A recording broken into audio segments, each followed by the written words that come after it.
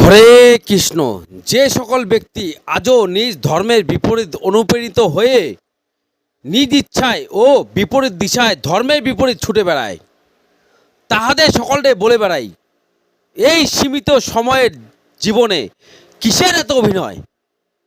ধর্মে করো, ধর্মে চলো, শুধুমাত্র নিজ ধর্মের জীবনে আনন্দের পথে চলো।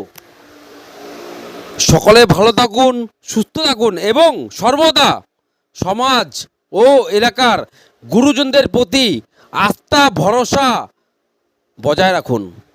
এই কামনাই করি সমাজের সকল সমাজ দরদি গুরুজন এবং সর্বশক্তিমান প্রভুর শ্রীচরণে।